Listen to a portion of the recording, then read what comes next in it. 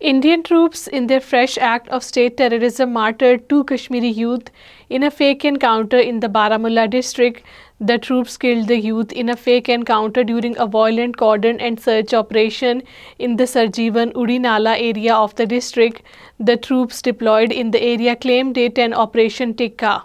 All parties Hurriyat Conference has condemned the attack on the tourists in the Pahalgam, stating that India is desperately trying to equate the Kashmiris' legitimate freedom struggle with terrorism through the false flag operations and the anti-Pakistan propaganda.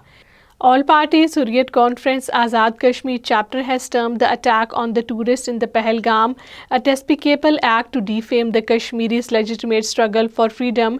The convener of the APHC AJK chapter, Ghulam Mohammad Safi, in a statement issued in Islamabad, said that the Indian agencies are involved in the heinous incident. Complete shutdown will be observed in occupied Kashmir on Friday against the passage of the controversial Waqf Amendment Bill by the Indian Parliament and the issuance of the tens of the thousands of the domicile certificates to the outsiders.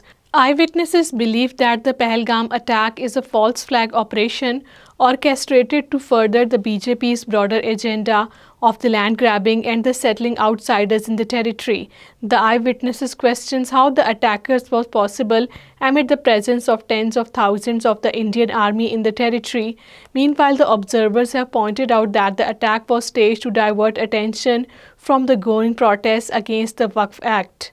The Kashmir Committee of the Pakistan's parliament expressed profound concern over the loss of life in the recent attack on a tourist site in the Pahalgam, Anantnag district in occupied Kashmir. The Kashmir Committee called upon the international community to ensure transparency by allowing the independent investigations into the Pahalgam incident and to take cognizance of the India's recurring attempts to manufacture the facts in the conflict theaters.